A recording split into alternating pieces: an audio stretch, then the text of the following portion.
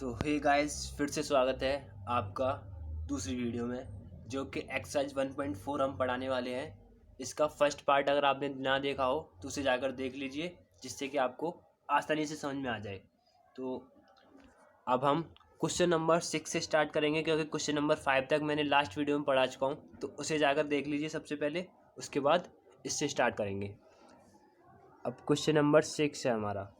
तो question number 6 क्या कह रहा है कि if a is equal to 3, 5, 7, 9 and 11 and b is equal to 7, 9, 11 and 13 and c is equal to 11, 13 and 15 and d is equal to 15 and 17।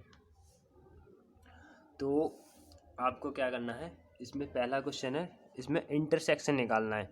तो intersection निकालना अगर आपको आता होगा, मैंने बताया था, किसने बोला ए इंटरसेक्शन बी। तो ए और बी में जो जो कॉमन पॉइंट्स होंगे, जो जो कॉमन एलिमेंट्स होंगे, उनको हमें लिखना है एक सेट के अंदर।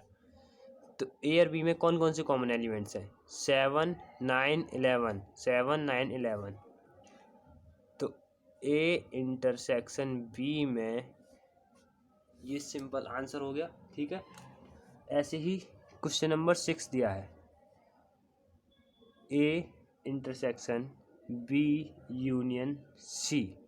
तो सबसे पहले हम बी यूनियन सी कर लेते हैं। तो बी यूनियन सी क्या है? 7, 9, 11, 13 एंड 15। अब इसमें और इसमें इंटरसेक्शन क्या है? तो ए में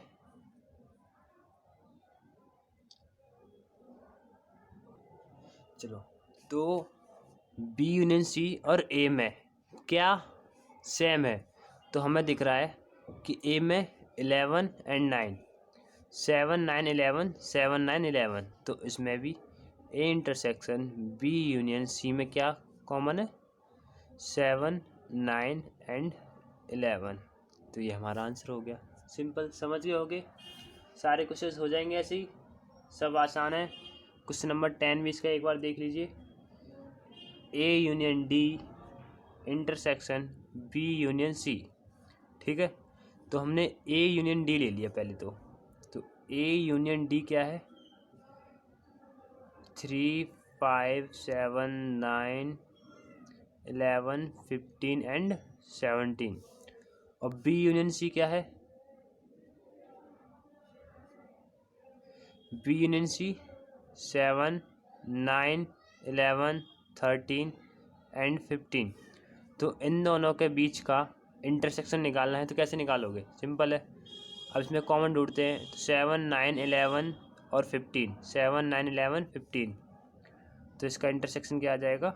ए union D intersection B union C का आ जाएगा 7, 9, 11 एंड 15। ठीक है, समझ गए? ओके, अब ऐसे ही नेक्स्ट क्वेश्चन की तरफ बढ़ते हैं। क्वेश्चन नंबर 7, इसमें दिया है ए की वैल्यू दी है x is to x is a natural number. Okay, B दिया है x is to x is an even number and C दिया है odd number is a odd number. Okay, और डी दिया है x is to x is a prime number. अब इन सब में हमें निकालना है। तो ये भी आसान है, कोई भी क्वेश्चन देख लो, ए इंटरसेक्शन बी देख लो। तो ए और बी में जो ए इंटरसेक्शन बी होगा वो होगा x is to x is an even number, क्योंकि ईवन नंबर नेचुरल नंबर में ही आता है। ठीक है, तो ये होगा x is to x is an even number.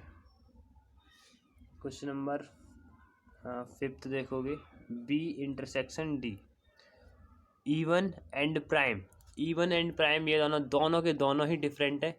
तो इसका मतलब है कि इसमें आएगा 5 ही कॉमन होगा और कुछ भी कॉमन नहीं होगा।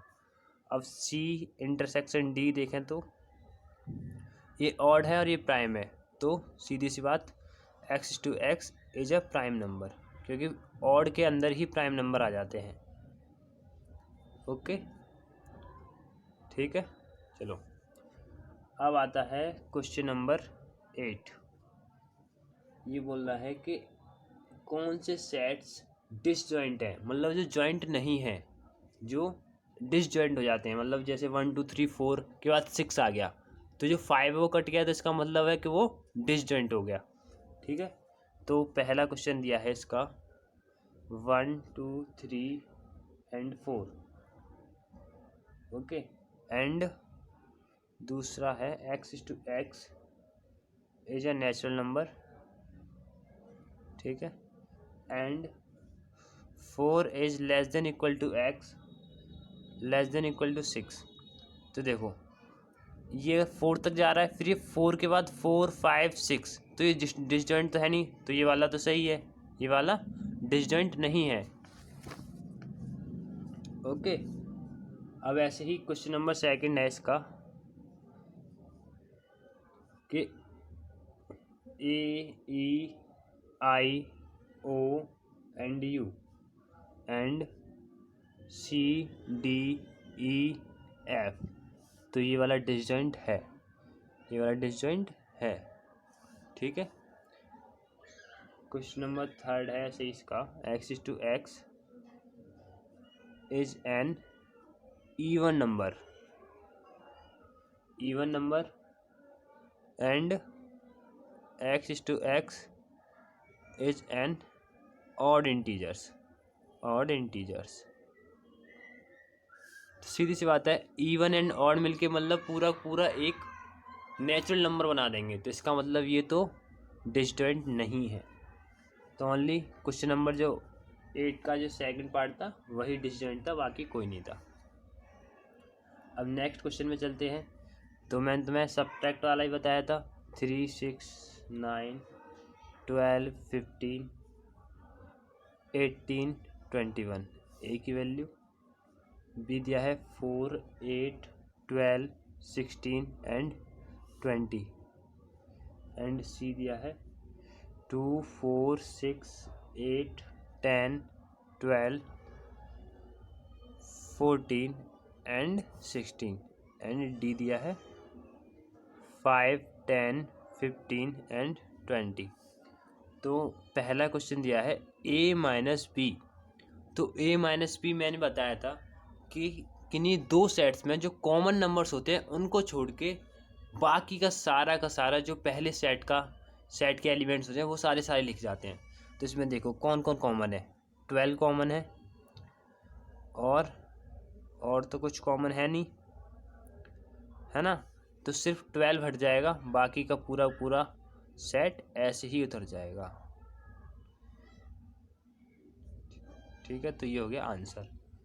कोई सा भी ले लो, क्वेश्चन नंबर 6 ले लो इसी का ही, डी माइनस ए। तो डी और ए में क्या कॉमन है, 15 कॉमन है दोनों में, तो 15 को छोड़ के 5 10 एंड 20, सिंपल। क्वेश्चन नंबर 7 इसी का ही, 7 8 12। ठीक है, तो इसमें बोला डी माइनस सी।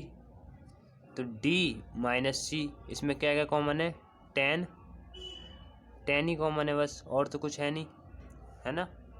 तो 10 छोड़ के 5 15 एंड 20, ये आंसर्स। आई होप समझ में आ गया होगा सबको। क्वेश्चन नंबर 10 है ऐसे ही सेम टू सेम क्वेश्चन है, कोई फर्क नहीं पड़ता।